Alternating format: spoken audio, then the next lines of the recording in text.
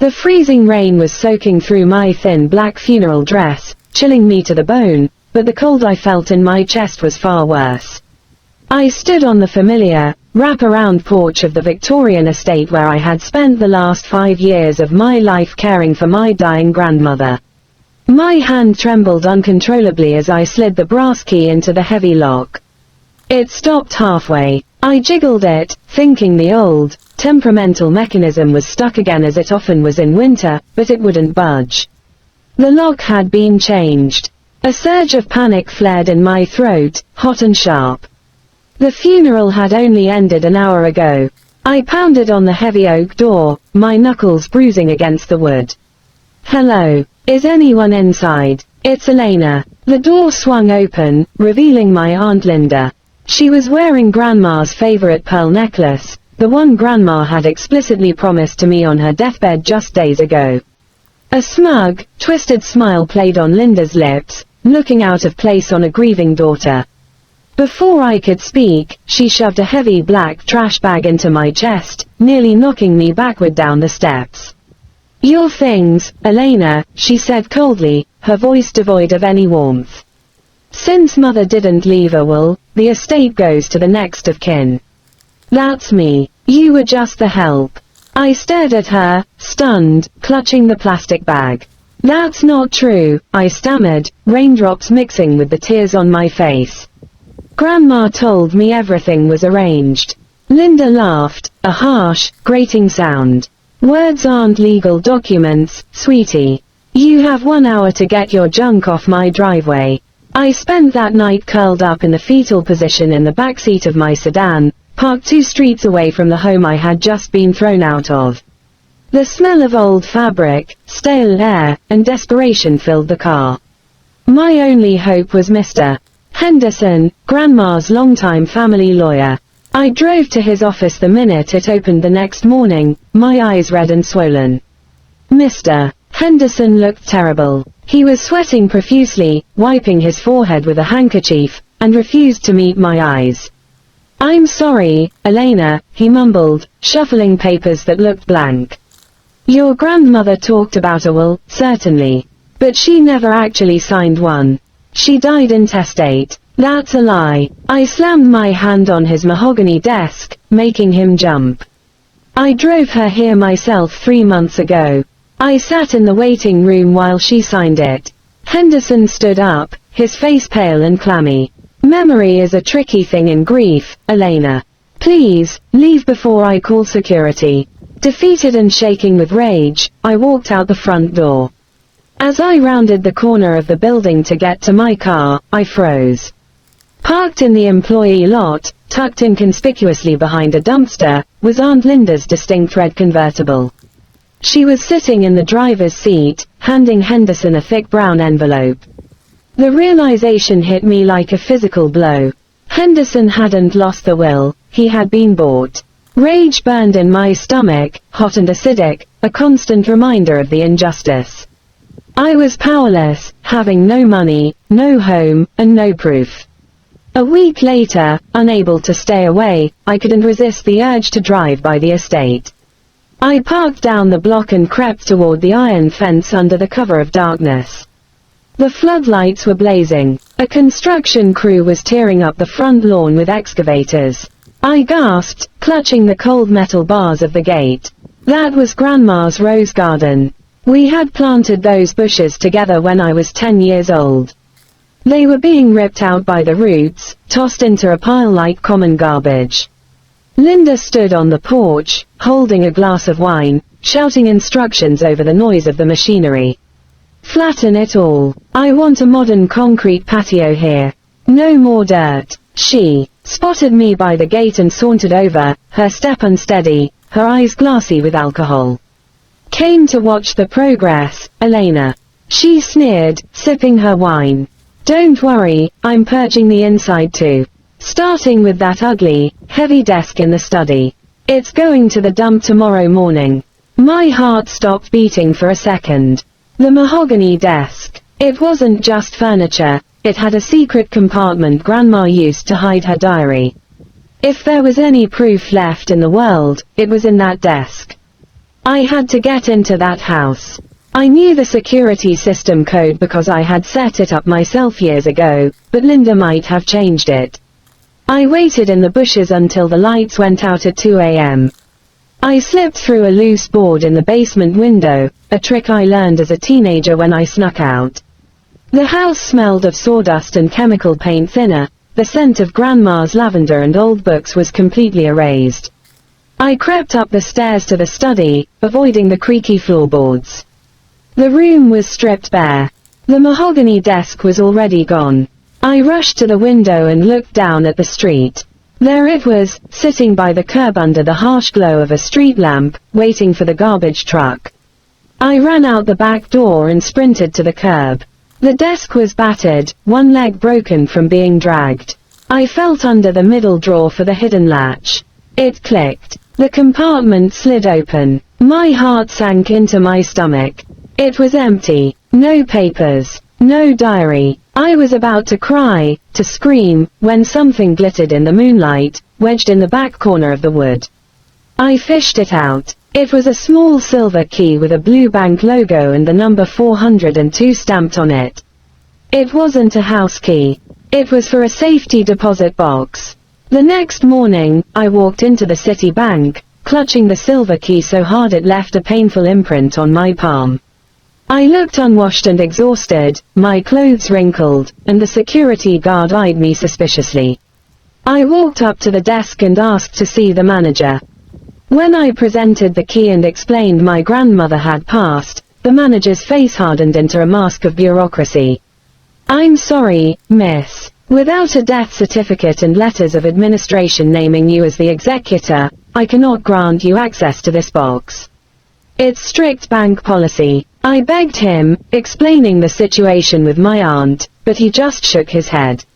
"I can't help you." I turned to leave, tears stinging my eyes, feeling the walls closing in. "Wait," a voice called out. A young teller, maybe 20 years old, hurried over from the counter. "I remember you," she said quietly. "You're Elena, right? You brought your grandmother in a few weeks before she passed." She was very insistent on updating her access protocols. The teller typed something into her computer. She added a joint access clause for you specifically. It means you are a co-owner of the box, not just a beneficiary. You don't need probate. You just need your ID. My hands shook violently as I followed the teller into the silent vault. The air was cool and smelled of steel and money. "We found box 402. I inserted the key, and the teller turned hers. The long metal drawer slid out with a heavy metallic sound. I lifted the lid. Inside wasn't jewelry or gold. It was a single thick envelope and a handwritten letter. I opened the letter first. It was Grandma's shaky handwriting. "My dearest Elena, if you are reading this, Linda has done exactly what I feared. She is greedy, but she is also impatient." I opened the envelope. It was the last will and testament. But this wasn't drafted by Henderson. It was notarized by a different firm in the city, dated just 2 months ago. The terms were brutally clear. Linda receives the sum of $1. The entire estate, all investments, and the house are left to my granddaughter, Elena. I looked back at Grandma's note. Linda will try to take it. She will try to change everything to feed her ego. Be smart, Elena. Don't fight her with anger, fight her with time. Let her dig her own hole. A plan began to form in my mind. A cold, patient plan. I took the documents to a new lawyer, a woman named Vanessa who was known as the Viper in legal circles for her ruthless tactics. She read the will and smiled, showing a lot of teeth. "This is ironclad, Elena," Vanessa said, tapping the paper. "We can file an emergency injunction today. We can have the police remove your aunt by sunset. We can stop the construction immediately." I thought about the rose garden Linda had destroyed. I thought about the way she treated me at the funeral. "No," I said, surprising myself with the steadiness of my voice. "Not yet." Vanessa looked confused, tilting her head. "Why? She is destroying your property. I leaned back in the chair, crossing my arms. Linda just took out a loan to renovate the kitchen. She wants to put in Italian marble and high-end appliances. If we kick her out now, I get a gutted kitchen. If we wait, I get a brand new one, paid for by her. Vanessa's eyes lit up with understanding. You want to let her finish the renovations? I nodded. I want her to spend every dime she has, fixing my house. Then, when she's done, we take it all. To make the trap work, I had to make Linda feel safe. She needed to believe she had won completely. It was the hardest thing I ever had to do. I sat in my car and typed out a text message to her, my fingers hovering over the keys. Aunt Linda, I'm tired of fighting. I spoke to a lawyer and they said without a will, I have no case. I'm moving out of state to start over. You win. Please just take care of the house. I hit send and felt physically sick to my stomach. Her reply came less than a minute later. It was a photo. She was standing in the living room holding a sledgehammer, grinning like a maniac. The caption read, "Good riddance, Elena. I'm gutting the living room tomorrow. Don't ever come back." I stared at the screen, saving the image as evidence. She thought she was mocking me, but she was just documenting the destruction of property she didn't own. Go ahead, Linda, I whispered to the empty car. Make it nice for me. 2 months passed. I got a job waiting tables at a diner and rented a tiny, drafty studio apartment. I lived frugally, eating instant noodles and saving every penny for the legal battle ahead. Meanwhile, I kept tabs on the estate through a sympathetic neighbor, Mrs. Higgins, who hated Linda with a passion. Mrs. Higgins sent me weekly updates. The news was staggering. Linda wasn't just renovating, she was transforming the historic Victorian estate into a modern farmhouse, nightmare to flip it for a quick profit. She's tearing out the original hardwood floors, Mrs. Higgins told me over the phone, her voice hushed. She says they creak too much. She's putting in grey laminate. I winced. It hurt to hear about the changes, but I had to trust the process. Linda was burning through cash. According to public records Vanessa pulled, Linda had drained her own savings accounts. She was now selling her personal jewelry and cashing out her stocks to pay the contractors. She was pouring her entire life savings into a house she didn't legally own. By month 3, Linda had hit a financial wall. The renovations were wildly over budget, contractors always find more to fix in old houses, and Linda had expensive taste. Because the probate process was dragging on, thanks to Vanessa quietly filing bureaucratic delays, the deed wasn't officially in Linda's name yet.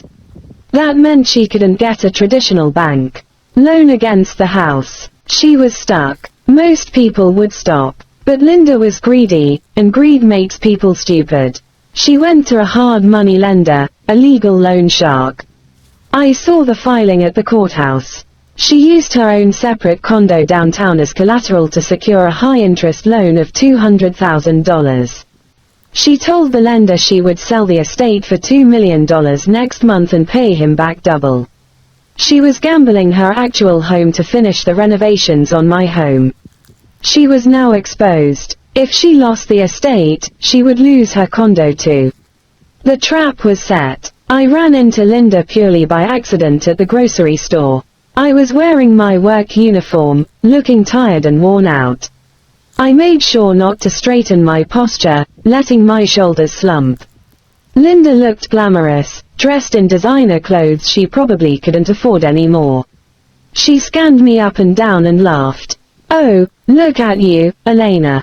Serving eggs and toast. How fitting." She leaned in, smelling of expensive perfume. "You should see the house. It's unrecognizable. Smart home systems, heated floors. I'm listing it next month." I looked at the floor, playing the defeated niece perfectly. "That sounds expensive," I mumbled. "It is," she bragged. "But you have to spend money to make money. Actually, I'm throwing a launch party for the sale. I need cheap catering staff. Since you're already dressed for it, do you want a shift? You look like you need the cash." My blood boiled, but I forced a smile. I could use the money, I said. I'll be there. The week before the party, I went to the house for a walkthrough with the catering manager. Walking through the front door was surreal. The house was stunning. I hated to admit it, but Linda had taste, or at least, she hired designers who did. The dark, dusty hallways were now bright and airy. The kitchen was a chef's dream with a massive quartz island. The rot was gone, replaced by luxury. I felt a pang of guilt as I walked past where Grandma's sewing room used to be. It was now a home cinema. Was I doing the right thing? Was this too cruel? Then I saw a pile of debris in the backyard. It was the remains of Grandma's hand-carved rocking chair, smashed to pieces. Linda hadn't just renovated, she had erased Grandma. My guilt evaporated instantly. I called Vanessa from the bathroom. She's almost done, I whispered. The final coat of paint is drying. Be ready. My cousin Emily, Linda's daughter, called me the next day. Emily was innocent in all this. She was away at college and terrified of her mother. She was crying hysterically. Elena, Mom just called, Emily sobbed. She told me I have to take a semester off. She drained my college fund. She said she needed it for the landscaping at the estate, but she promised she'd pay it back triple once the house sells. My hand tightened around the phone. Linda had stolen her own daughter's future to buy expensive sod and fountains. She said it's an investment, Emily cried. But now I can't pay tuition. I took a deep breath. This revenge was going to hurt Emily too, initially. Emily, listen to me, I said firmly. Do not drop out. Ask the school for a payment extension for 2 weeks. Just trust me. Everything is going to change very soon. We had reached the point of no return. The sunk cost trap had snapped shut. The renovations were 90% complete. Vanessa calculated that Linda had spent over $250,000 of her own money, plus the $200,000 loan, plus Emily's college fund. She was $500,000 in the hole. The contractors were demanding their final payment, threatening to walk off the job. Desperate, Linda made her final fatal error. She sold her car and quick sold her downtown condo to a cash buyer for below market value just to pay the contractors. She moved into the estate fully. She was now technically homeless, living in the mansion with zero assets outside of the house she believed she owned. She had pushed all her chips into the middle of the table. She had nothing left. The house was finished. It stood gleaming in the autumn sun, a masterpiece of modern architecture within a historic shell. It was easily worth 3 times what it was when Grandma died. Linda listed the house on the market for $2.5 million. The "for sale" sign was hammered into the perfect, new lawn. The buzz in town was huge. Wealthy buyers were already lining up for tours. Linda was ecstatic. She was walking around town acting like a millionaire, telling everyone about the profit she was about to make. She didn't know that Vanessa had already drafted the paperwork. We were just waiting for the single most damaging moment to strike. The first open house is Sunday, Vanessa told me. We stop her Saturday night. Saturday night arrived. The launch party was in full swing. The house was filled with potential buyers, real estate agents, and local socialites. I was there, dressed in black and white, holding a tray of champagne flutes. Linda ignored me, treating me like part of the furniture. She stood on the grand staircase, tapping a spoon against her glass. The room went silent. Thank you all for coming, Linda announced, beaming. It has been a labor of love restoring my family's legacy. This house represents my hard work and vision. The crowd applauded. I set my tray down on a table. My heart was pounding so hard I thought it would burst. I stepped forward into the center of the room. Actually, Aunt Linda, I said, my voice shaking slightly but gaining strength. I have a toast to make regarding the true owner of this house. The room went deathly quiet. Linda's smile faltered. What are you doing, Elena? Get back to work, she hissed. I didn't move. From the front door, a man in a cheap suit stepped forward. He wasn't a guest. He was a process server. He walked right up to the staircase and extended a thick manila envelope to Linda. "Linda Miller?" he asked loudly. "Yes," she stammered, looking around at the confused guests. "You are being served," the man announced. "This is a cease and desist regarding the sale of this property, and an immediate order of eviction." Linda laughed nervously. "This is a joke. Get out." The server didn't smile. "It's not a joke, ma'am. A lease pendants has been filed on the title. You cannot sell this house. It doesn't belong to you." Linda ripped open the envelope. As she read the first page, a copy of the real will, her face went grey. "This is fake," she shrieked, tearing the paper. "She died intestate. Henderson said so." At that moment, Vanessa walked in, flanked by 2 police officers. "Henderson is currently under investigation for fraud," Vanessa said calmly. "And you are trespassing on Elena's property." Linda tried to argue squatters' rights. She screamed that she lived there. But Vanessa was ready. "You claimed on your tax forms that you were flipping this property for commercial gain. You also just sold your primary residence. You are not a tenant, you are an illegal occupant engaging in property theft." The officer stepped forward. "Ma'am, you need to leave the premises immediately." The guests began to flee, whispering and staring. The humiliation was total. Linda realized it was over. She looked around wildly, her eyes landing on the massive crystal chandelier she had just installed. "I paid for that," she screamed. She grabbed a heavy vase and raised it, aiming for the chandelier. "If I can't have it, nobody can." I stepped in front of her, blocking her path. "Don't," I said quietly. "You paid for the chandelier. You paid for the floors. You paid for the kitchen. And since you installed them permanently into my house without my permission, they're legal fixtures. They belong to me now." Linda froze. The realization of the sunk cost hit her. She dropped the vase. It shattered on the floor she had paid for. The police escorted Linda out in handcuffs because she refused to stop screaming threats at me. The aftermath was a legal war. Linda sued me immediately. Her lawyer argued, unjust enrichment, claiming that even if I owned the house, I owed her the $500,000 she spent on renovations. It was a valid legal argument. For a moment, I was terrified I would have to sell the house just to pay her back. But the judge was not amused. Because Linda had concealed the will, a felony, and had acted in bad faith, the court ruled against her. The judge stated that a thief cannot charge the victim for improvements made to stolen property. The renovations were legally considered a gift to the true owner. I didn't owe her a single penny. Linda was ruined. She had no home, no car, no savings, and she still owed the hard money lender $200,000. The lender didn't care about the lawsuit, he just wanted his money, and he began garnishing her wages. She was destitute. A week after the court ruling, she showed up at the estate gate. She looked 10 years older. "Please, Elena," she begged through the intercom. "I have nowhere to go. Just let me stay in the guest house. I'm family." I looked at the security monitor. I remembered the night of the funeral. I remembered the trash bag. "You gave me 1 hour," I said into the mic. "I'm giving you the number for the downtown shelter. They open at 6 p.m. I clicked the button, disconnecting her.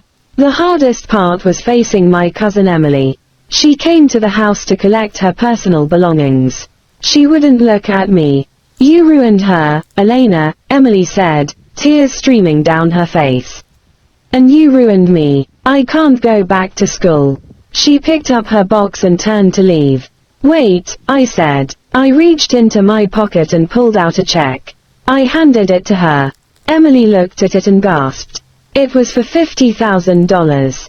I tracked down the ugly desk Linda threw out. I lied gently. "It was a rare antique. I sold it. This is your share. It covers your tuition." It wasn't true, the money came from the house insurance payout, but she didn't need to know. "Don't give it to your mother," I warned. Emily nodded, hugging me tightly before walking away. I spent the next few nights alone in the massive mansion. It was quiet. The smart lights hummed. The marble floors were cold under my feet. I walked from room to room, touching the expensive wallpaper. It was beautiful, objectively. But it wasn't home. Every corner reminded me of Linda's greed. Every upgrade felt like a battle scar. I realized I couldn't live there.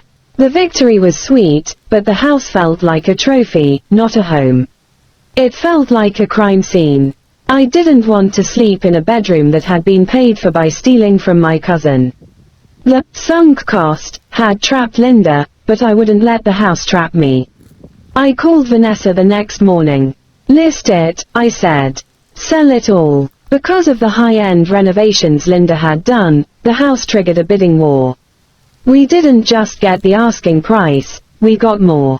The estate sold for $2.8 million. The closing was fast. I signed the papers and handed over the keys to a nice young family who loved the modern farmhouse look.